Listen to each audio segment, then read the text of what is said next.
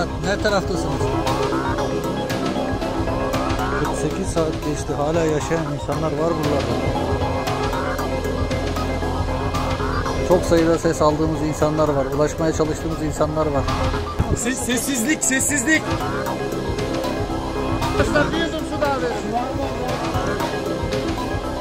Tamam, geldik.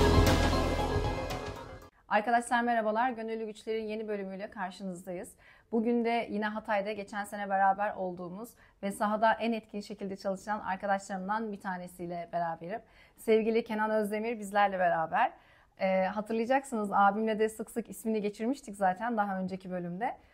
Aslında geçen sene gerçekleşen depremde ilk bölgeye gidenler, koordinasyonu sağlayanlar ve birçok insanın hayatına dokunan, hatta bölgeyi herkesin önce aydınlatan kişiler olarak sizlere tanıtabilirim. Herkesin sevgili Kenan'ı da daha yakından tanımasını istiyorum. Hem şahitliklerini dinlemek istiyorum. Hem ne hayatlara dokundun hem de bize neler aktarabilirsin. Hiçbir kitapta yazmayan, hiçbir gazete satırlarında geçirmeyen şeyler yaşadın, gördün ve anlattın. Bunu biraz daha böyle geniş kitlelerin duymasının ben çok önemli olduğunu düşünüyorum. Beni kırmayıp geldiğin için çok teşekkür ederim. Çok kıymetli burada olman. Zaten verdiğin emek orada herkes için öyleydi. Bu vesileyle tekrar teşekkür edeyim ve sözü sana bırakayım. Lütfen geçen sene biz ne yaşadık anlatır mısın? Şimdi açıkçası bazen olaya girişte zorlanabilirim. Telaffuzda teşbihte hata olmasın. Açıkçası biz sabah klasik uyandım ben. Gece yarısı her erkeğin yaptığı gibi lavaboda telefonu açtığımda depremi gördüm. Açıkçası bir İstanbullu olarak biz hep şu tedirginliği yaşarız. Deprem, eyvah, İstanbul depremi. Ben orada depremin işte ne olduğunu anlamaya çalışırken 7'den büyük bir deprem olduğunu, sonrasında detayını öğrendim. Zaten uykum kaçmıştı o saatten sonra. Ve biz olayın açıkçası evet 7'den büyük, çok ciddi bir şey oldu. Ne yapılacak, ne yapmamız lazım daha kafamızda bunları oluşturmaya başladık. Hemen akabinde zaten gün ardıktan sonrasında arkadaşım Ethem'le birlikte ben eşime geçtim. Ethem, ciddi bir deprem oldu, haberim var. Biz nasıl bölgeye gidebiliriz? Açıkçası biz bölgeye gitmenin yollarını aramaya başladık. Sabiha Gökçen Havalimanı'nda polis abilerimiz var. Onlarla iletişime geçiyoruz. Çünkü bölgede ulaşım zorlu olduğunu biliyoruz. Sosyal medyayı yakından takip ediyoruz. En azından hava yoluyla bölgeye gitme çalışması içerisindeydik. Ve nitekim biz şu hazırlığımızı yaptık. Ben kampçı birisiyim. Bunu da zevk alarak yapıyorum. Sırt çantam hazırdı. Sadece içerisine birkaç parça elbise koydum. Üstümü giydim, hazırlandım, çıktık. Ethem'in bazı eksikleri vardı. Hazırladık ve havalimanına gittik. Havalimanında biz açıkçası uçağa bir şekilde ekipmanlarımız olduğu için, alet edevatımız olduğu için bizi dahil ettiler. Ve biz bindiğimiz uçağın açıkçası nereye gideceğini bile bilmiyorduk. Ama uçağa bindiğimizde Adana'ya gideceğimizi öğrendik. Açıkçası Adana'ya gitmeden önce yani biz rotamızı Hatay olarak daha biz bu görüşmeleri yaparken belirlemiştik. Çünkü ben sosyal medyada Cüneyt Özdemir'in programında bir hanımefendinin feryadını duyduktan sonra şunu fark etmiştim. Herkes diğer illeri konuşurken Hatay hiçbir yerde geçmiyordu. Evet, insanlar feryat ediyordu ama bir türlü bilgi gelmiyordu bize. Biz o yüzden dedik evet, yakın çevremde birçok insan Maraş'a gittiğini, Adıyaman'a gittiğini biliyorum. Bizim o zaman Hatay'a gitmemiz lazım dedik. Ve Adana uçağına biz bindiğimizde dedik ki evet, biz Adana'ya erişirsek oradan en kötü ihtimalle karayolu üzerinden biz Hatay'a geçeriz diye. Hatay'a dahil olduk. 3 kişilik bir kadromuz vardı. Melih abi, Ethem ve ben Adana'ya indik. Biz APRO'nun kenarında Ankara İl Sağlık Müdürlüğü'nden gelen bir ekibe dahil olduk. Ricacı olduk. Yani dedik ki koridorda da otururuz. Yeter ki bizi bölgeye götürün. Bizim Hatay yolculuğu resmi olarak aslında Adana'yla orada başlamış oldu. İl Sağlık Müdürlüğü ekipleriyle birlikte. Sağlık Müdürlüğü'nden gelen insanları biz bıraktığımızda servis şoföründen rica ettik. Dedik ki bizi mümkünse bırakabileceğin bir yere bizi bırak. Biz oradan kendimiz devam edeceğiz. Tabii orası küçük sanayi sitesi olarak Hatay'da bilinen bölgeydi. Biz oradan Asi Nehri'ne eriştik. Asi Nehri'nin kenarında artık gidilemez bir yoldaydık. Yani aracın gitme şansı yoktu. Oradaki köprünün önünde durduk. Biz teşekkür ettik abimizden. Çantalarımızı aldık ve indik. Hani full ekipmanımız yani çadır, uyku tulumu, matlar, termaller, tüpümüz, aklınıza ne gelirse. Kazma, balta, hilti, kesici, murç, çekiç her şey vardı bizim yanımızda. Umke çadırının orada biz eşyalarımızı bıraktık. İlk gördüğüm sahnede bir doktor vardı orada. En azından doktor olduğunu tahmin ediyorduk. Yani bir sağlıkçı olduğunu. Onun yanına gittiğimizde şunu söyledik. Dedik ki ne yapabiliriz, nereden başlayabiliriz? Biz İstanbul'dan geldik. Açıkçası ses gelen bir yer var mı diye konuştuğumuzda çok unutamadığım bir sahne o. Her yerden ses geliyor demişti o arkadaş. Yani bu çok Yani ne taraf olduğunu söylediğinde eliyle arkasını işaret ediyordu. Eşyalarımızı bıraksak problem olur mu dedim ben ona. Tepki bile vermemişti. Çünkü muhtemelen şok geçiriyordu. Biz eşyalarımızı Umke çadırının orasını bir merkez kabul edip en azından burayı bulabiliriz. Eşyalarımızı bıraktık ve ilk fenerlerimizi yakarak biz alana girdik. Hatta Melih abinin ilk çektiği videolar oradan itibarendir. Bir karanlık düşünün. Hiçbir ışık kaynağı yok. Artçılar devam ediyor. Siz bir savaş alanı gibi alanda yürüyorsunuz. Binaları tanımlamak çok zor. Fenerle biz binalar ışıkları tuttuğumuz zaman açıkçası eğimlerine bakıyorduk. Yani bina yatmış.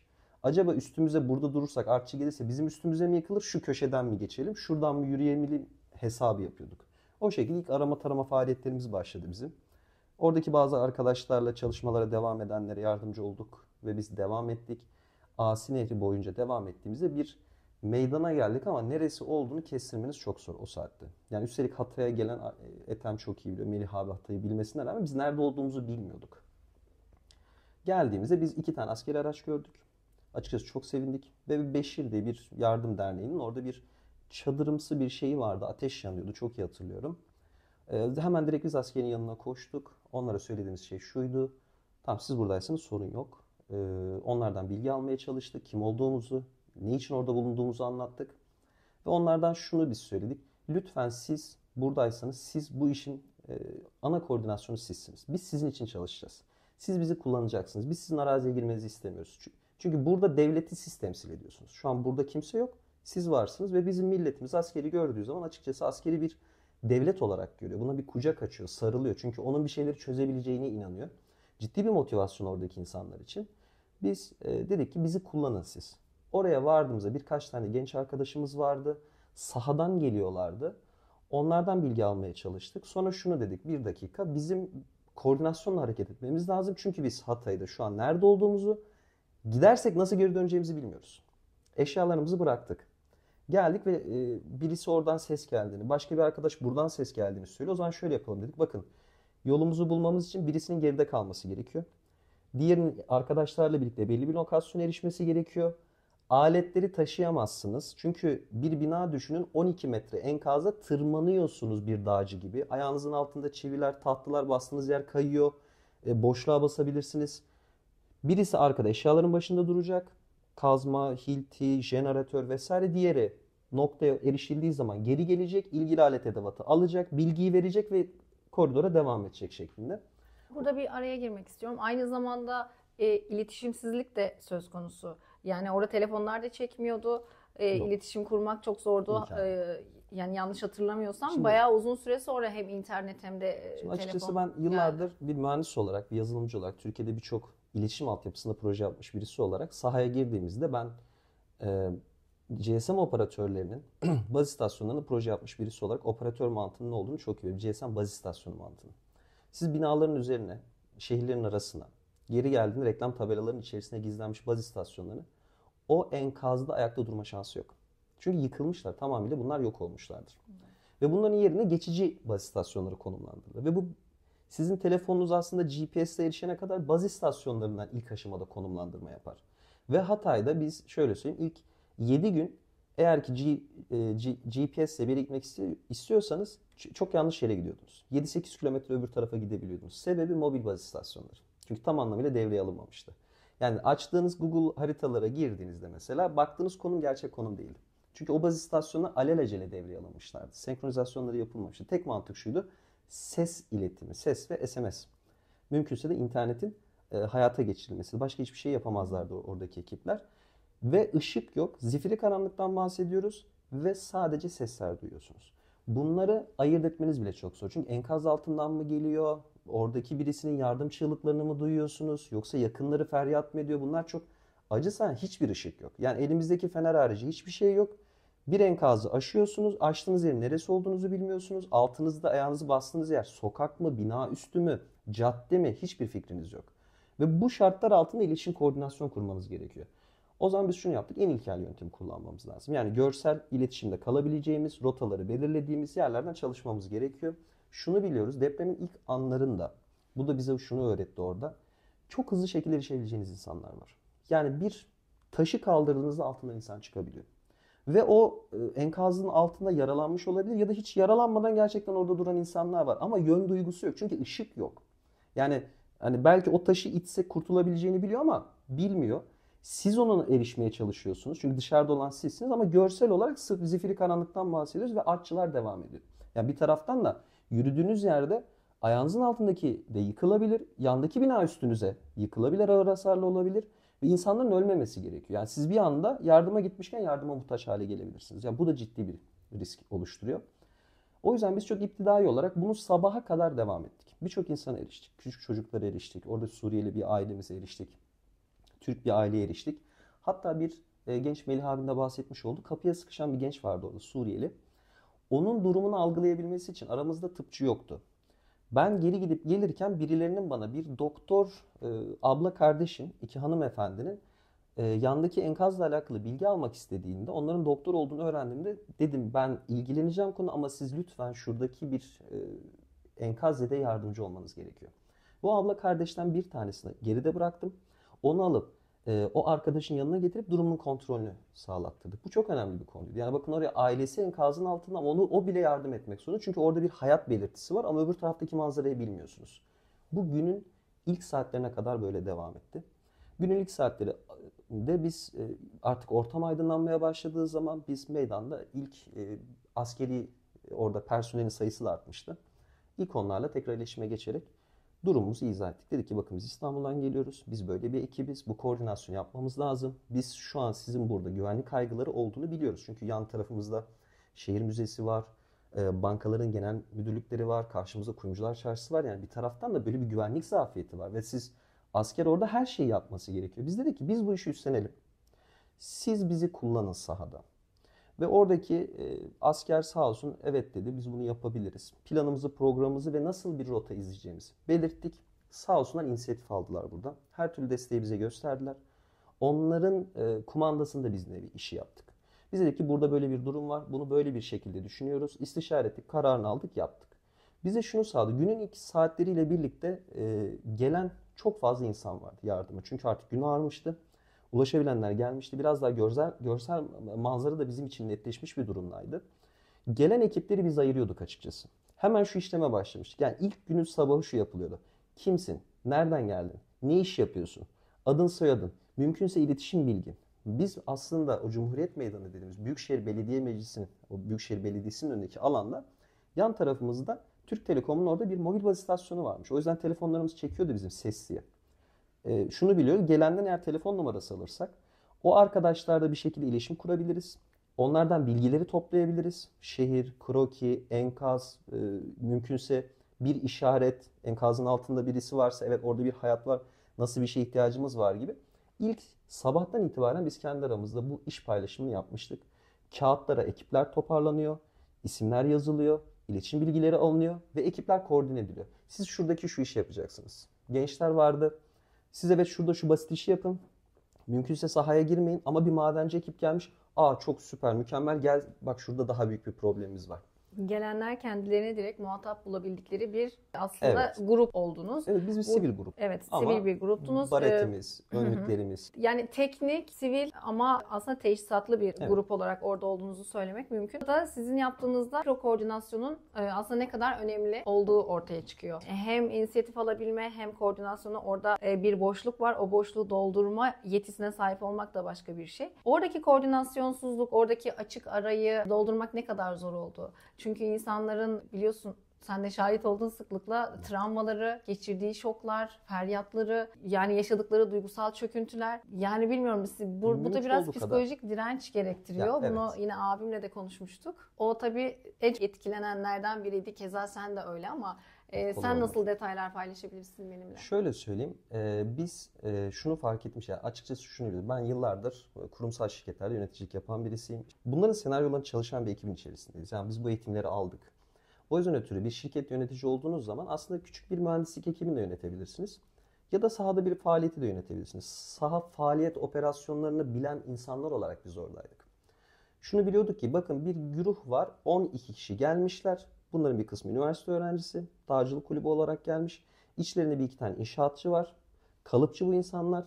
Şimdi bunların aynı yerde çalıştıramazsınız. Ve o insanlar orada birilerini arıyorlar. Yani gözlerine birinin çarpması gerekiyor ki ben geldim, ne yapabilirim? Evet. Bakın bu çok önemli. Evet. Yani insani olarak hepimiz bir vicdani sorumluluk olarak oradaydık. Peki ne yapmamız gerekiyordu? Bence bizim gidiş anımızdan itibaren, daha ilk birbirimize telefon ettiğimiz andan itibaren planımız neydi biz çalıştık. Konuştuk, istişare ettik, bunu detaylandırdık. 3 kişilik bir ekiptik.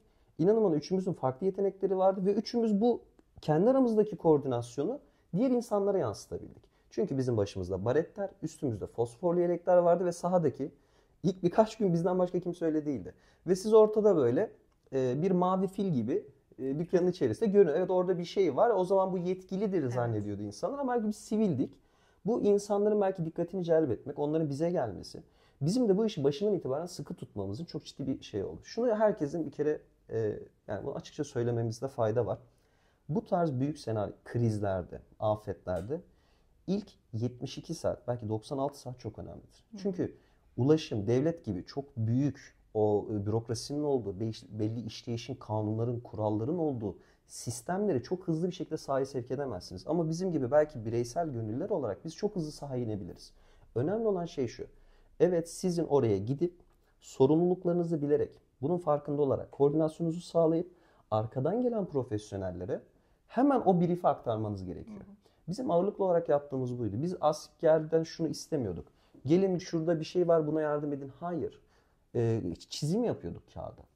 Bakın mesela biz belediye binasının önünde biz oraya karargah diyorduk. Şimdi siz oranın sokak planını çıkardınız, krokisini çıkardınız. Evet. Bazı yerlerde statik projelerini çıkardınız. Şimdi siz bölgeden ayrıldıktan sonra gelen ekipler ve o kadar sistemli çalıştınız ki sizin bıraktığınız raporlar, planlar, projelerle orası herhalde bir 40 gün daha sizin projeleriniz üzerine şekillendi. Bıraktığınız briefler, raporlar üzerine aslında yürütüldü geri kalan aksiyonlar. Bu yüzden de çok önemli ilk planda yaptıklarınız. Dediğim gibi ilk saatler çok sıcak. İnsanlar bir travmatik bir ortamdalar. Yani burada sizin bir an evvel kuralları bilerek hareket etmeniz gerekiyor. Oyunu kurallarına göre oynamanız gerekiyor. O da şu: birincisi can güvenliği. Önce sizin güvenliğiniz. Eğer siz orada hayatta olamazsanız, yani bir başınıza tuğla düşebilir çünkü yanında yıkılmak üzere olan bir bina var. Sizi hayatta tutmamız lazım. İkincisi, yardıma ihtiyacı bir zaman o insanlara erişip onları kurtarmamız gerekiyor. Üçüncüsü, insanların yakınlarını kurtarmamız gerekiyor. Şimdi bunu sistematik yapmak zorundasınız. Güvenlik önlemlerini alacaksınız. Mümkün olduğu kadar bilgiye erişeceksiniz. Bakın, ben İstanbul'dan Hatay'a gitmiş birisi olarak o görev aldığımız sokakları biz bilmiyorduk. Binaları, tarihleri, insanları, yapılarını, bina giriş krokilerini, boşluk, havalandırma... Aslında biz bilmiyorduk. Evet, ekibimizdeki teknik insanlar, biz bir binaya baktığımız zaman bir mühendis bakış açısıyla yatak odası, merdiven boşluğu, koridor, gece saatinde olduysa o zaman yatak odaları ağırlıklı biz bakalım, kaçış için merdiven boşlukları önemlidir gibi tabii ki senaryoları biliyorduk, yapıyorduk ama şimdi biz bir enkaz zannettiğimiz yerde 3 bina çıkan vardı. Ya 3 blokmuş orası ve 3 girişi varmış ve havalandırma boşlukları varmış. Yandaki 2 tane biz yekpare bildiğimiz bir bina çapraz bir şekilde birbirine geçmiş. Ve siz bir binada arama yaptığınızı zannediyorsunuz ama orası aslında 2 bina birbirine girmiş. Yani karşı binadaki komşunuzla aynı enkazdasınız. Yani bunu belirlemeniz gerekiyor. O yüzden de sürekli şu haldeydik. Kendi iş bölümümüzde birisi saha sorumluluğunu alıyordu. Yani bir sinyal yakaladık, orada çalışmak zorundayız.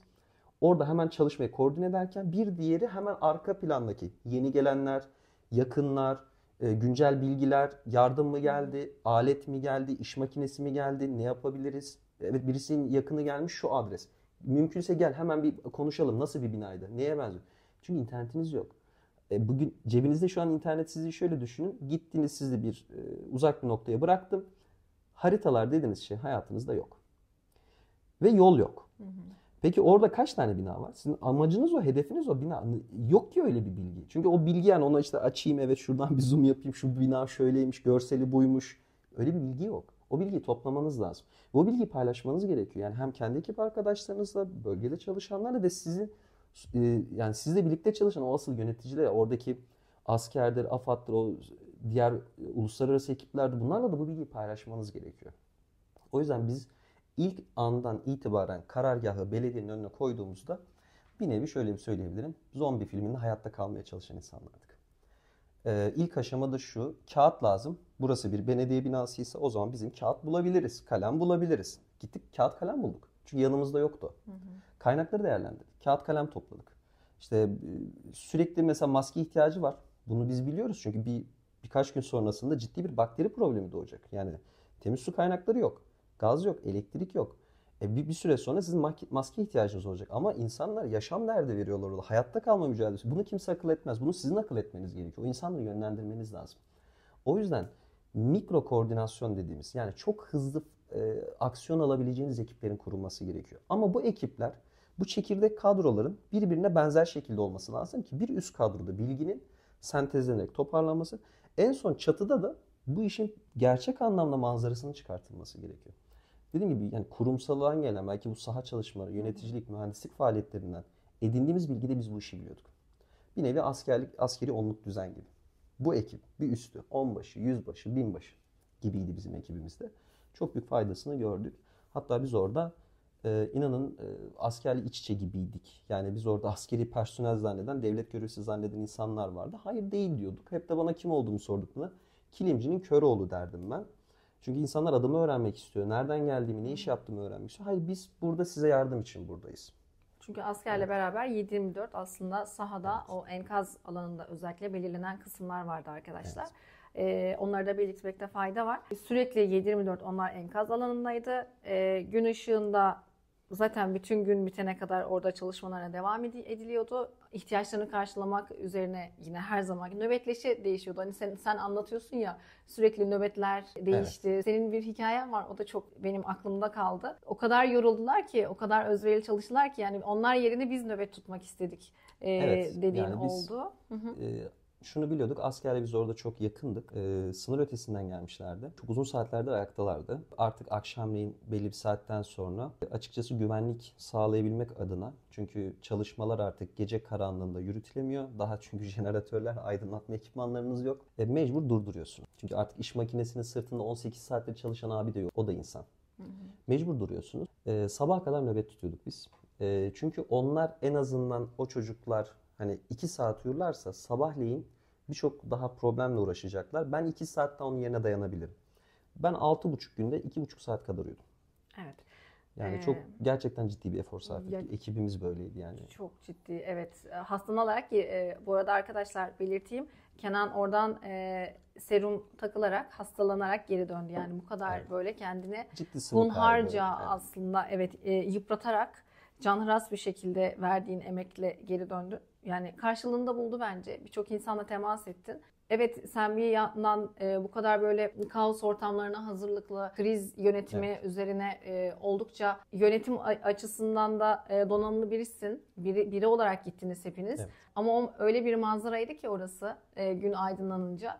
Yani insanüstü bir manzara. Yani. İnsanüstü bir manzara. Evet. Yani hangi eğitim, hangi bilgi, hangi donanım buna psikolojiyi hazırlayabilir, bunu yönettirebilir? Yani siz psikolojinizi orada nasıl yönettiniz? Yani o kadar korkunç, o kadar dramatik manzaralar vardı ki. Dramatik sahneler vardı orada gerçekten. Evet, kesinlikle. Bunlara karşı direnci nasıl güçlendirdiniz? Sonrasında etrafınıza bu anlamda nasıl motive edici oldunuz ya da yönlendirici oldunuz? Ben öncelikle çok naçizane bir anımı paylaşmak istiyorum. Kimse de bilmiyor. O gün havalimanında benim dişim inanılmaz acıyor. Yani bir diş ağrım vardı ve bölgeye gideceğim. Şunu hatırlıyorum. Allah'ım dedim yani benim 5 yaşında bir oğlum var. Bugün o sahnede olsa ben neler yapmazdım. Yani lütfen beni bölgeye götür. Bana müsaade et. Görevimi yapayım. Geri dön, istersen canıma. Ben bu duayı ettiğimi biliyorum. 6,5 gün ben diş ağrımı hatırlamıyorum. Çok daha vahim biz bir nevi yaralandık biz aslında orada birkaç kez. Ciddi tahrişler yaşadık. Ayaklarımız su topladı, ellerimiz su topladı. Benim tansiyonum düştü. Ben ayakta duramıyordum. Yani serum bağlandı çok ciddi bir şekilde. Vücudumda bazı bölgelerde kanamalar oldu tahrişten ötürü sürekli ayakta durmaktan. İnanın bana hiçbirisine etkilenmemiştik. Çünkü şuydu, yani bizim vaktimiz yoktu. Biz bir konuya odaklandık. Bir bölgede çalışırken yeni birisinin yakını gelip de sizi bir şey zannediyordu gerçekten. Yani bizi bir şey zannediyorlardı orada. Derdini anlatıyordu bize, acısını anlatıyordu. Onun hayat hikayesini anlatmaya çalışıyordu. Ve siz bu olayı çözdüm. Evet biraz sonra ben dinlenmem lazım, belki su içmem lazım derken yeni bir sahne. Onunla ilgileniyorsunuz, yeni bir sahne, hiçbir zaman bitmedi. Biz aslında süper kahramanlar değildik. Sadece vaktimiz yoktu. Yani biz orada evet ayakta durmak zorundaydık.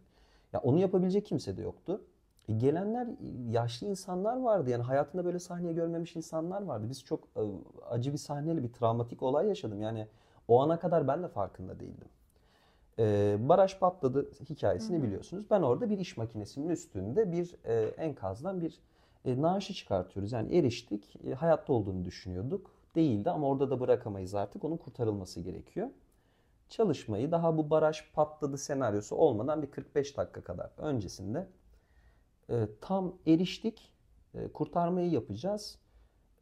Kepçe operatörü maalesef şok geçirdi. Çünkü hayatında hiçbir zaman bir ölü insan görmemiş. Hatta ölü insan görmedi, bir uzvunu gördü sadece. Ve bütün yani gayet de normal, sağlıklı bir uzvun bir etini gördü. Ayağını gördü, çorapsız ayağını gördü. Şoka girdi. Ben onu salladığımı biliyorum. Bir şey yok, gayet güzel, bak sorun yok, sıkıntı yok. Çünkü o abimiz eğer o işi yapmasaydı, o sabahtan beri orada çalışan abi olmazsa orada duracaktı o. Ve benim o kepçe ihtiyacım var. Ben onu silkelediğimi hatırlıyorum. Ama maalesef o abi o şoku atlatamadı.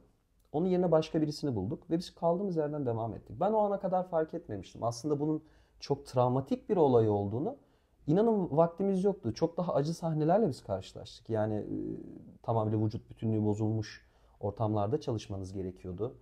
Çalışıyorsunuz yani hani yanınızda ve siz orada çalışmak zorundasınız. Çünkü o insanı kurtarmak zorundasınız. O sahne inanın bana sizin umrunuzda olmuyor. Ben Hatay'da şunu fark etmiştim. Bir enkazda kaç ceset olduğunu, kaçıncı gün olduğunu kokusundan biliyordum. Yani çok soğuk olmasına rağmen o kokular da çok çabuk çıktı aslında. Geceleyin koku azalıyor, gündüz itibariyle geri alıyor. Çünkü siz bir taraftan da kurtarma faaliyetleri devam ediyor. Her sis tabiyi kaldırdığınızda, bir ulaşım kanalı, tünel açtığınızda cesede yaklaştığı bu koku çok travmatik bir kokudur. Unutulabilir gibi değil. Yani insanın unutamadığı ilginç kokulardan birisi. Biz kokudan açıkçası manzarayı okuyabilir hale gelmiştik. Bu herkesin yapabileceği bir şey değildi belki. Evet biz yaptık. Tabii burada yaşanan bir koordinasyon problemi de vardı. Mesela belki ona değinmekte fayda var. Tabii ki. Çünkü biz inanın bana belli saatlerde arama kurtarma faaliyetlerini yapıyoruz. Belli saatlerde trafik polisiyiz. Çünkü insanlar Hatay'da ben açıkçası şöyle söyleyeyim size. Yani devletin kadrolarını bir kenara koyarsak, yani AFAD'ı, askeri, polisi, savcısı, bunları bir kenara koyarsak. Gönüllüler var, teknik gönüllüler var. Bir taraftan da gerçekten şort tişört bir nevi incecik bir turist gönüllerimiz var. Çok iyi niyetlerle gelmişler ama sayıları çokça fazlaydı. Onlar daha çok yardımlar organize etmesinde kullanıyorduk. Bir taraftan da meraklılar vardı. Ya biz şunu biliyoruz. Bir ambulansın gelmesi gerekiyor. Cumhuriyet Meydanı tıkanmış. Ve ben bağıra bağıra 1,5 kilometre boyunca çıkın burayı, boşaltın, neden resmini bunu videosunu çekiyorsunuz diye insanlara bağırdığımı, askerle birlikte o koridoru açmaya çalışıyorum çünkü ambulans gelmesi gerekiyor. Ben bunu yapmak zorunda değildim belki de. İnsanımız meraklı, anlıyorum ama bunu videoya çekip hani işte sosyal medyada paylaşıp abi sokakta yürüyerek yap. Burası bir kanal, burası bir, çünkü yan tarafımızda müze var, bir yardım merkezi kurulmuş, bir çadır eczane kurulmuş, bir tıbbi destek noktası kurulmuş. Ya burayı bloke etmemen gerekiyor. Haritalar çalışmadığı için insanlar hep aynı noktaya geliyordu. Trafik polisi yapıyorduk saatlerce orada. Çünkü cenazeli araçlarının gelmesi, ambulansların gelmesi gerekiyordu. Şöyle bir anımı söyleyeyim. Cumhuriyet Meydanı ilk elektriği biz verdik orada ekibimizle birlikte. Bir arkadaşımız belediye binasının çevresinde gece el ayak çekildikten sonra dolandığında ne iş yaptığını sordum. Elektrikçi olduğunu söylemişti bana. Dedim ki Allah gönderdi seni bana. Çünkü biz şunu biliyoruz. Meclis binası, yıkılan meclis binasının arkasında jeneratörler var. Çok büyük jeneratörler bunlar. Yani inanın bana bütün meydanları aydınlatır. Bu jeneratörü kullanabileceğimi biliyorum. Çünkü enkazdan zarar almış ama bütünlüğü yerinde. Bir iş makinesiyle çıkartabileceğimizi ben oradaki ilgili askeri sorumlularımızla görüştüm. Dedim ki bu jeneratörü biz alalım. Burada insanlara, çünkü baz istasyonları var, bir süre sonra yakıt bitecek. Yani bu insanlar çünkü daha ilk günlerdeyiz. Biz bu jeneratörü alalım. Sizin yakıt probleminiz olmadığını biliyorum. Çünkü ben de akaryakıt sektöründe projelerde çalışıyorum. İletişim halindeyiz. Yakıt problemi yok. Bölgeye her türlü yakıt sevk edilecek. Dedim biz bu jeneratörü kurtaralım. Bölgeye işte oradaki Beşir'in yemek pişiren yerin arkasında küçük bir jeneratörden üçlü prizler toplanmıştı. İnsanlar telefonlarını şarj etsin diye. Dedim ki buraya biz elektrik verelim ve bu meydan direğini biz aydınlatabiliriz. Devasa bir aydınlatma direği var ve bölge aydınlanacak. Çünkü zifiri karanlıktasınız. Sadece araçların ışıkları, el fenerleri ve bir kovada yanan 2-3 parça tahtada ışığınız var sizin. Biz o jeneratörü çıkarttık. Çalıştırdık. Belediyenin asansör için kullanılan devasa kablolarını kestik. O sokaktaki, orada artık insanlar, gruplar oluşmuştu ya. Bir elektrik dağıtım firmasından gelen arkadaşlarla Biz o jeneratörü çalıştırıp meydandaki direğe elektrik verdik. İşte yan tarafta o Beşir'e elektrik verdik ki dedi ki bakın burada sıcak bir içecek, yemek pişsin, insanlara motivasyon olsun. Yan tarafta üşü prizler var. Bir hat oraya çektik, dedi ki mümkün olduğu kadar o gençler, gönüllüler dedik yani görebildiğiniz her şeyi toplayın. Ya diyorum hayatta kalma mücadelesi. Çakmak taş devrindeydik yani orada. O üçlü prizleri topladık, ucuca ekleyin, insanlar telefonlarını şarj etsin. Çünkü devasa bir kalabalık var orada. Evet. Baz istasyonları var orada, mobil baz istasyonları. Hatta sektör İsmail Saymaz bizim yanımızdaymış günlerce. Hiç denk gelmedik. Yani oradaki PTT binasının önündeymiş orada. Öyle Onun mi? yanında biz çalışıyorduk. Evet, O oradaymış evet. mesela. Yayın yapıyor. Baz istasyonunun orada yayın yapıyordu. Beşir'in orada işte çorba vermesini, sıcak bir şeyler vermesini sağladık. Deyin ki kaç tane bir şey içtiniz? Çok sevdiğim orada abilerim oldu benim o dernekten. Gündüzleyin böyle karşılaştığımızda Nescafe çok büyük bir lükstü. Ben kahveyi çok seven birisiyim.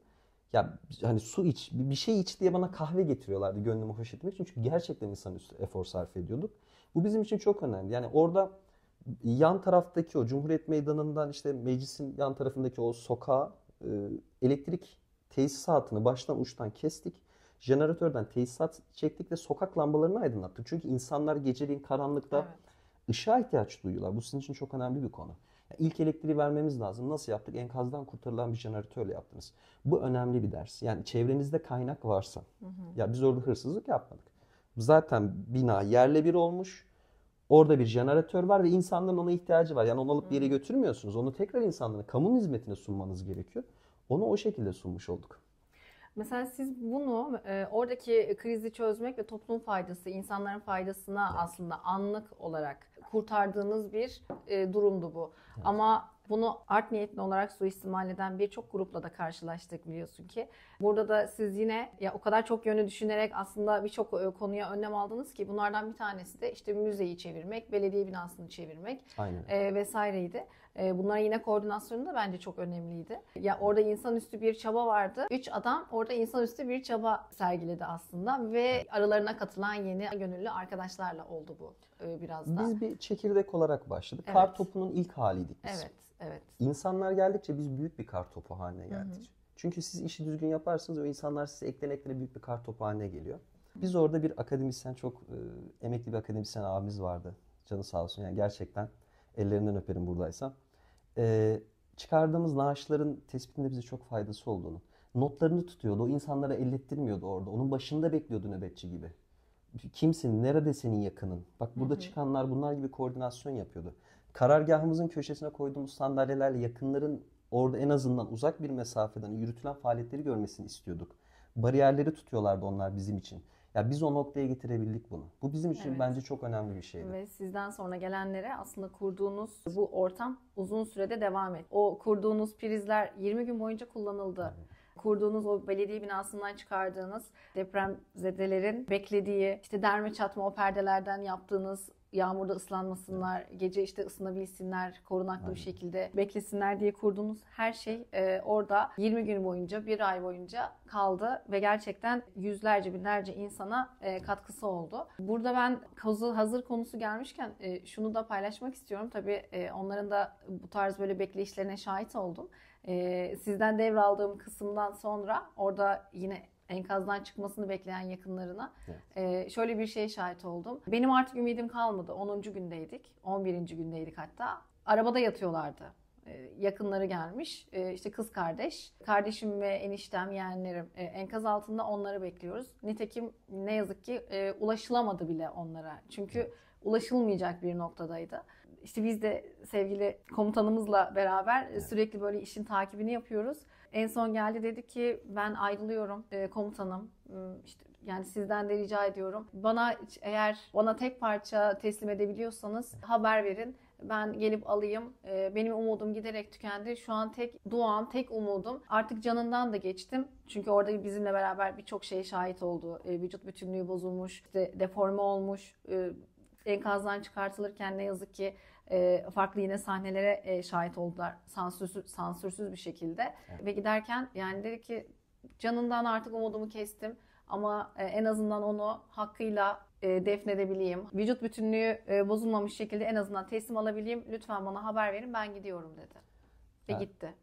Şöyle Yani söyleyeyim bir size. süre sonra o çaresizlikten bir kabullenişe geçmek zorunda kaldı insanlar. Tırnağı olsun bana ver. Evet. Yeter ki ben ona bir şekilde erişeyim. Yani Evet, bu teslim alıyor olmak bile onlara bir süre sonra yetecek noktaya geldi o manzaralardan sonra.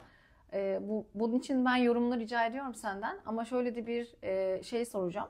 Peki kayıp insanlar ne oldu? Yani Şimdi- isimsiz, biz oraya isimsiz kadın, isimsiz çocuk, isimsiz erkek diye not düşerek gönderdik birçok kişiyi de. Evet. Ne oldu onlar o zaman? Şimdi şöyle söyleyeyim. Biz konuştuğumuz kadarıyla, bölgedeki yetkililerle görüştüğümüz kadarıyla ben işin biraz daha adli tarafında hemen yanımızdaki koordinasyon merkezinde ilgili bu işin ehli insanlar vardı. Onlara şunu sordum. Peki bir naaşı biz buradan gönderiyoruz. Bu süreç nasıl ilerleyecek? Onlar şunu söylediler. Numara veriliyor. Belli bir noktaya defnediliyor. Oradan DNA örnekleri alınıyor. Belli tespitler, resimler çekiliyor. En azından ola ki bir yakını çıkarsa burada böyle birisi var. Önce DNA testi yapılıyor vesaire gibi. Ama o çok uzun süre sonra oldu. Öyle. Yani o Şimdi daha acısı 20 var güne, evet 20 Daha güne, acısı var. En sıcak anları var o işin bir de. evet. Parmak izi, çocukların parmak izlerinin alındığı Evet. noktalar oldu. Evet. Yani çünkü siz sahneyi şöyle düşünün. Çalışmalarda belli bir noktaya geldiniz. Arama kurtarma faaliyeti yürütüyorsunuz ve yan tarafınızda bir naaş var. Şimdi arama kurtarma faaliyetlerindeki ilk öncelik hayatta kalanlardır. Yani enkaz altından aslında cenazeleri çıkartmak bizim görevimiz değil. Bizim hayatta kalan insanlara odaklanmamız lazım. Çünkü onlar artık maalesef vefat ettiler. Orada durmalarının bir kritikliği yok ama öbür tarafta bir can mücadelesi devam ediyor. O yüzden biz cana odaklanmak zorundayız. Şimdi çalışırken yanınızdaki manzara pek iç açıcı olmayabilir. O sahneler birçok insan için travma yaratabilir. Çünkü bütünlük bozulmuş olabilir. Yani çok kısmi doku örnekleri kalmış olabilir. Ve o bir bireydi aslında. O birisinin amcası, dayısı, halası, teyzesi, çocuğu, eniştesi, eşi olabilir. Ve orada geriye kalan şey çok az. Deprem insanlar uzaktan olduğu gibi değil. Bakın Evet. biz şimdi ekibimizin içerisinde gerçekten bizler teknik insanlar olduğumuz için işte tabya kiriş bağlantıları, bina yılı, beton sertliği, işte oda, hayat üçgeni nasıl oluşabilir, nerede yakalanmışlardırla birlikte nasıl yakalanamadıklarını, hayat üçgenlerinin en azından ihtimal bile nasıl kalmayacağını biliyoruz. Yani bunları çok acı bir şekilde yaşadık. O yüzden şunu hani mikro koordinasyondan bahsettik ya ilk o böyle hani ilk yangına da ilk başına müdahale ederken çok basit. Bir bardak suyla küçük bir yangını söndürebilirsiniz. Ama söndürmediğiniz anda 2 saat sonrasında yangın artık itfaiyenin bile baş edemeyeceği bir hale gelebilir. Sizin hep onu bir bardak suyla söndürülebilir halde düşünmeniz ve o işleri öyle çözmeniz gerekiyor. Şimdi tabii buradaki manzara herkese uygun değil. Yani bunu öncelikle herkesin bilmesi gerekiyor. Yani hiç hayatında gasilhane nedir?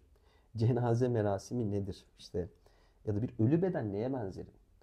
Bilmiyorsanız ve bunu gerçekten kaldıramıyorsanız sakın gönüllü olmayın. Evet. Çünkü siz zaten yardıma muhtaç hale geleceksiniz. Siz ciddi bir şekilde psikolojiniz rahatsız olacak. Hani biz bugün evet böyle anlatıyoruz. Hani biz hiç etkilenmedik mi? İnanın bana ben bölgeden çıkıp arkadaşlarım geldi beni çıkarttı bu arada.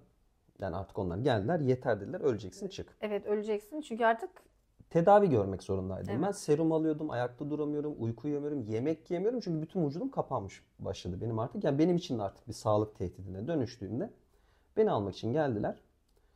İnanın bana 15 dakika durabildiler orada. Şok olmuşlardı. Gidene kadar aslında ne kadar bu sıkıntılı ve gördükleri manzarayı anlatıyorlardı. Ben orada 6,5-7 gündür ben oradaydım. Yani ve 7 gün birebir oradayım. temas halindesin, dokunuyorsun. Onlar sadece kenardan bizim bulunduğumuz karargahın önünü gördüler. Belediye binasının önündeki merdivenlerin orada durdular. Öteye geçmediler ve bizi toplayıp işte benim eşyalarımı toplayıp beni alıp bölgeden çıkarttılar. Yani bu sahne onlara yetti. Ben Adana'ya döndüğümde yemek yemediğim için bir yemek molası verdik. İnanın bana ben gözyaşlarımı tutamıyordum. Şok olmuştum. Yani 7 gündür yaşadığınız manzara ve bir Adana'ya döndüğünüzde hayat normal. Yani normali kabul edemiyorsunuz. Evet, evet. Yani Bir de yemek dönüşü vardı bu yiyemiyorum. işin, doğru.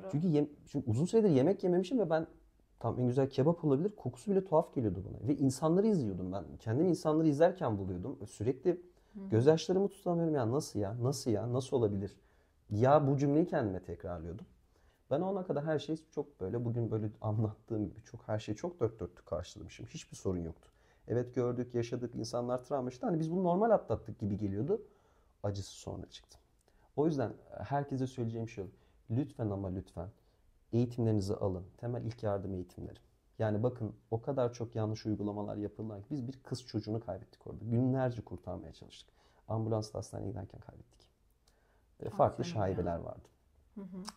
Dokuların mesela eğer yoğun süre kan dolaşımı düzgün bir şekilde olmamış bir dokuyu basıncı kaldırırsanız pıhtı atma dediğimiz ya da işte şoka girme dediğimiz olay gerçeği ve siz hastayı kaybediyorsunuz.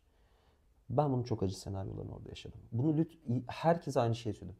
Sıkışan bir yeri var mı? Ne yapacağımızı biliyor muyuz? Bakın şöyle yapmamıza. Sıkıştıysa böyle yapacağız. Şu önüme doktor getireyim. Sakın dokunmayın. Doktor gelsin. Ya doktor gelsin dediğiniz şey sizin 1 kilometre koşarak enkazlar arasından üstünden koşarak birisini bulup geri getirmeniz gerekiyor. Ve yoklukta. Yok çünkü öyle birisi. Yok yani hemşire bulursanız ne hala. Yani böyle bir sahne var. Eğitimi mutlaka alsınlar. Bu çok önemli bir konu. Lütfen en basit ilk yardım eğitimini alsınlar. İlk temel işte bu depremle alakalı yardım alsınlar. Koordinasyon, ıvır zıvır. Burada değineceğim en önemli konulardan biri. Hep bizim uzmanlarımız televizyonlara çıktığında deprem çantası. Deprem çantası. Deprem çantası. Bundan bahsediyorlar. Bu bilgi de kanıksandı. Kimse ciddiyetinin farkında değil. Peki depremde diyelim ki enkaz altında kaldınız. Enkaz altında kaldığınızda hayatta kalmanız çok bence bahşedilmiş son anlarınız olabilir. Hayatta kalabilirsiniz ya da o anı yani uykunuzda maalesef vefat edebilirsiniz. Peki enkaz altında kalmadınız. Binanız ağır hasar aldı. Gayet güzel binanızdan çıktınız, kapınızın önündesiniz. Senaryonuz ne? Nasıl hayatta kalacaksınız? Ben dedim ya ben bir kampçı birisiyim. Benim evde sürekli bir çadır ekipmanı, her şey hazır. Tüpü, ilacı, bıçağı, çakmağı, kahvesi. İhtiyaç duyabileceğiniz her şey orada. Baharatlıklarda küçük baharatlar ve yağ bile var. Ben bir yere bir plan yapacağım zaman hadi gidelim deyip çantamı alıp çıkmam benim için yeterli. Ben bu aslında Hatay'a gitme şunu var. Bir dakika ya. Tamam. Peki ya benim binam hayatta kalıp da ben böyle bir ortamda kapının önüne çıktığımda nasıl hayatta kalmaya devam edeceğim? İnsanlar evlerinden telaşla, pijamalarıyla çıktılar. Yağmur, kar, soğuk. Ayağınızda çorabınız yok. O şekilde sokakta kalıyorsunuz. O yüzden bence insanlarımızın eğitim alarak evet belki bir gönüllü olabilirler. Onlar da evet şunu ben şuradan kaldırayım diyerek yardımcı olabilirler ama şunu unutmamaları gerekiyor hepimizin. Bu senaryoda hayatta kalanların hayatı devam ediyor. Buraya da bizim kendimizi hazırlamamız gerekiyor. Ya bu senaryoda tartışmamız lazım. Evet enkaz altında kalırsan şu kadar su işte olursa şu kadar saat yemeksiz bu kadar saat düdük olsun şu olsun bu olsun. Ya kalamazsak enkaz altında yani hayatta kalamazsak ya peki hayatta kalarak kapının önüne sağ salim çıktığımda ısınma ihtiyacımı nasıl karşılayacağım? Çadırda barınabilirim. Temel ihtiyaçlarımı kullanabilirim. Ne yerim, ne içerim? Bana acaba sokakta kalırsam neye ihtiyaç olur? Bence insanların bunu da düşünmesi gerekiyor. Bana sorarsanız her insan bence 2 gün kendine şunu yapsın. Temel hazırladığı deprem sonrası bir çantasını, setini hazırlasın. Ailesini, bir yakınını ya da kendini alsın bir kamp alanına gitsin. Onunla hayatta kalmayı denesin. Bir ormanlık alanda. Kalabiliyorsa inanın bana deprem olduktan sonrasında da hayatta kalabilir. Bir müddet. Çünkü zaten inanın bana çok hızlı bir şekilde gerekli o bürokrasi aşıldığında manzara netleştiğinde evet yardımlar peyderpey geliyor. Ama bu çok kısa bir süre değil. Ciddi bir süreden bahsediyoruz. 2 gün, 3 gün sokakta titriyorsunuz pijamayla ayaklarınız yalın ayak kaldırımın üzerinde oturuyorsunuz. Ve o soğukta 1 saat bile 1000 yıl gibi geliyor. Ben bu manzaranın İstanbul'da yaşanacağını düşünmek bile istemiyorum. İstanbul'da çıkan kaos ya da İstanbul'da yaşanacak bir depremde enkaz altında kalmak bir şans mı olur? Enkaz altında hayatta kalabilirsiniz ya da çok sıkıntılı bir süreç atlatabilirsiniz. Ben açıkçası vefat edeceksem o anda etmek isterim. Kalmak istemem o senaryoda. Diri diri toprağa gömülürsünüz. Bu herkesin kaldırabileceği bir şey olmaz. Ya da şöyle düşün, binanız belli bir ölçüde hasar aldı. Kurtulabilirsiniz. Kurtuldunuz. Siz kendinizi kurtardınız. Peki ya eşiniz, dostunuz, en yakın canciğer arkadaşınız, onun ailesi, onun sevdikleri? Bir de bu senaryoyu da düşünmeniz gerekiyor. Bunu sadece İstanbul olarak, evet bugün İstanbul'u konuşuyoruz ama bütün uzmanların söylediği şey şu. İstanbul'da bir deprem olursa İstanbul'a girmek bir problem. Evet. Yani şuraya gelirken bile kaç saat trafikte kaldık. Yani 1 kilometrelik yolu saatlerce sürüyor kat etmemiz. Hatay'da, Bu sahnede çok özür dilerim sözünüzü kesiyorum. Hatay'da 12 metrelik binalı enkazların üstünden tırmanarak geçtiniz. Aynen. İstanbul'da kaç metre olacak o enkaz dağları? ben size şöyle söyleyeyim. Ben Biraz da Hatay'da öyle tarif etmek lazım bence. 7 gün çalıştığımız bir koridor vardı. Böyle belediyenin yan tarafındaki sokak 3 tane kola ayrılıyor. Orası dönüm noktası. Oraya girmemiz lazım çünkü arkada çıkmaz sokaklar var. Başka girişleri yok. Yani hattı açmamız gerekiyor. Yaklaşık 5 gün sürdü.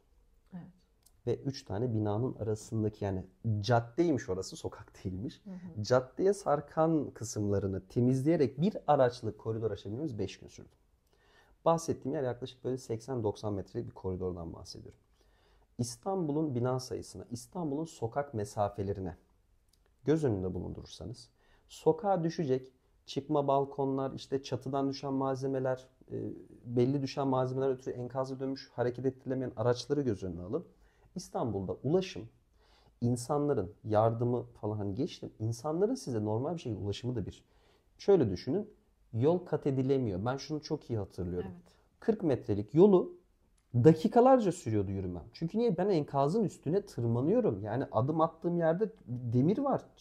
Duman geliyor. Öbür taraftan bastığım beton kayıyor. Orada parça var.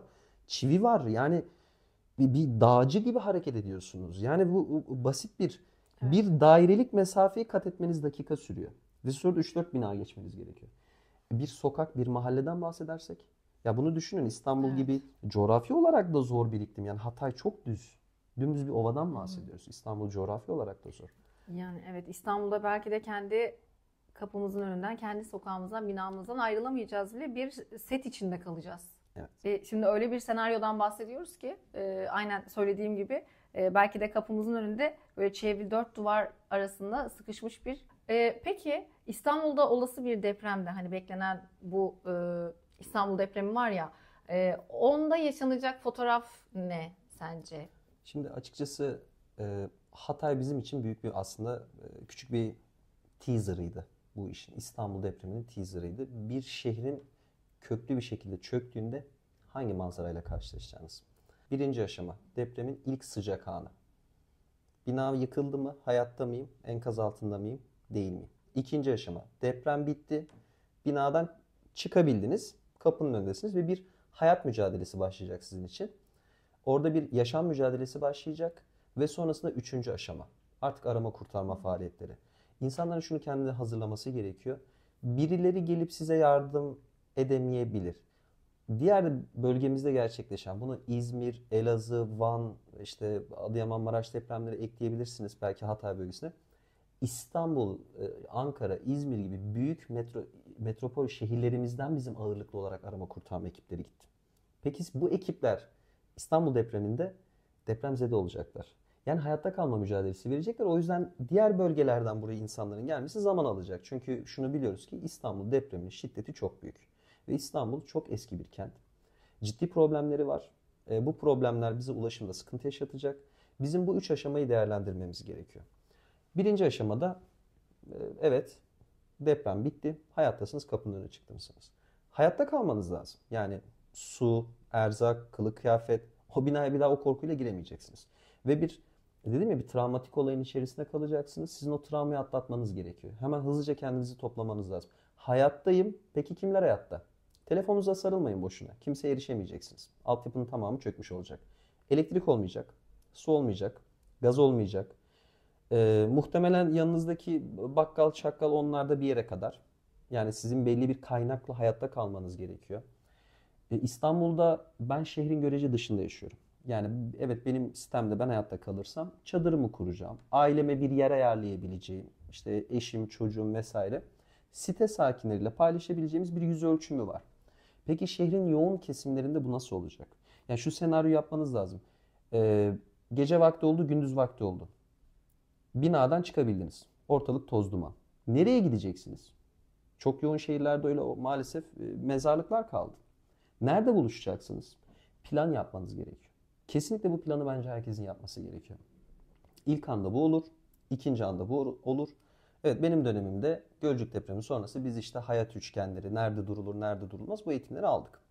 Deprem çantasını bütün uzmanlarımız defaatle söylüyor. Hayatta kalmanız için lazım. Peki ya sonrası? Kesinlikle bir plana ihtiyacınız var. Dedik ya biz ilk baştan beri bir kar topu gibi biz büyüdük. Önce kendi 3 kişilik ekibimizle koordinasyon sonrasında da büyüdük. Biz yakın arkadaşlarımızla Hatay'dan döndükten sonra bu toplantıları yapıp belki biraz içimizi döktüğümüz, derdimizi paylaştığımız bu sahne şu senaryo yaptık. Hangimiz acaba hayatta kalır? Hangi plana sadık kalmamız lazım? Kim kendini güvene aldıktan sonrasında diğerlerine nasıl erişecek? Bu koordinasyonu nasıl sağlayacağız? Telefon yok. Arabası kullanamayabilirim muhtemelen. İşte biz motosiklet kullanıyoruz. Belki motorlu bir nebze bir hareketlilik sağlayabilirim.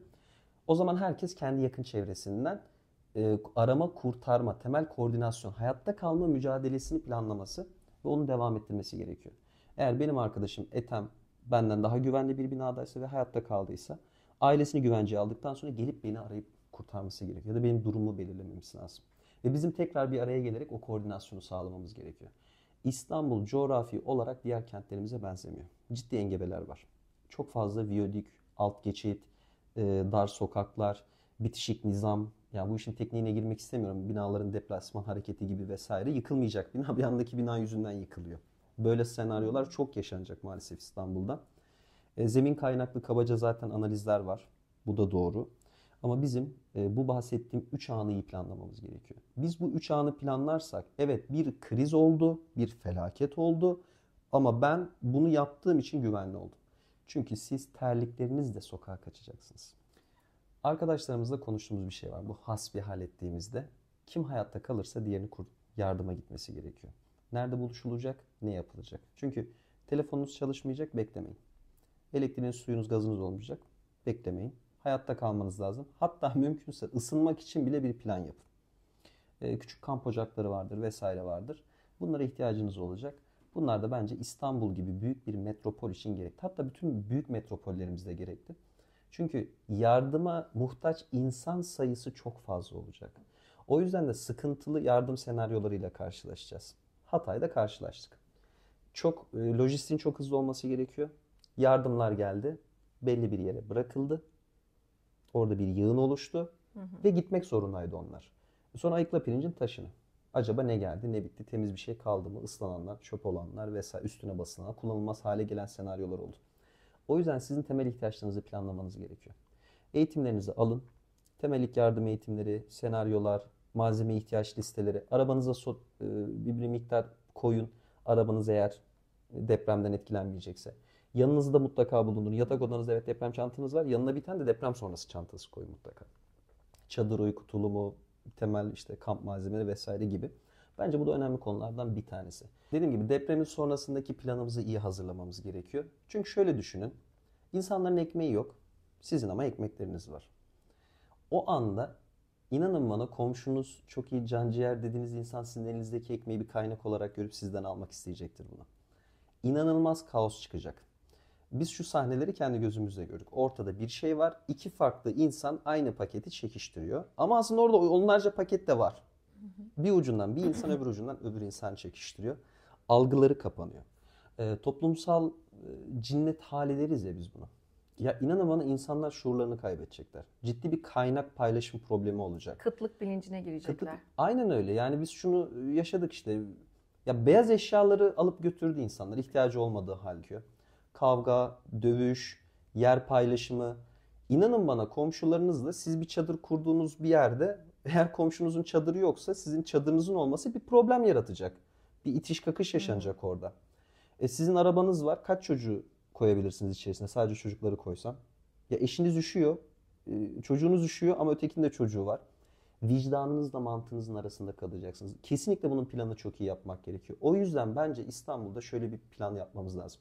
Deprem anında bizim bireysel olarak mahalle muhtarlıklarından başlayarak herkesin bir planı oluşturması ve o plana sadık kalması gerekiyor. Burada toplanacağız, şunu yapacağız, kaynakları böyle yöneteceğiz.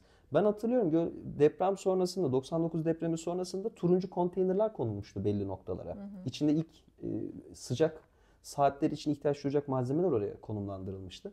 Bence kesinlikle olması gerekiyor. Herkesin böyle bir plana ihtiyacı var. Kaynaklar için insanlar birbiriyle yarışmaya başlayacak. Kaynaklar azaldıkça da şiddetin oranı artacak. Sadece bu tanım deprem çantasıyla sınırlı kalıyor ne yazık ki. Daha önce de söylediğim gibi. Yani çok alt başlıkları var, çok farklı dinamikleri var ama sadece iş deprem çantasıyla bitmiyor. Herkes zannediyor ki deprem çantası hazırladık ve her şey bitti. Evet. Ama orada hayatta kalmak için çok farklı da nitelikler, nicelikler ve aksiyonlar, planlar gerekiyor. Aynen. Biz umarım yani bunları bir kriz planı olarak evet konuşuyoruz. Herkes bilsin, herkes duysun ve bir şekilde kendini hazırlasın. Çünkü toplum hazır olmadığında ne yaşandı, ne trajediler yaşandı, ne yazık ki yakından şahit olduk. Umarım yaşadığınız bölge için bu tarz manzaralara, sahnelere hiç kimse maruz kalmaz. Hiç kimse yaşamaz ama yaşanacağı noktada da biz yine burada olabildiğince örtülü konuşmaya çalıştık, aktarmaya çalıştık. Ama ne yazık ki can yakıcı da sahneler olacaktır. O yüzden bir kez daha hatırlatalım. Toplumsal bilinçlenme, farkındalık ve eğitim çok önemli arkadaşlar. Biz yine bu videoda da size dilimiz döndüğünce bunu anlatmaya çalıştık.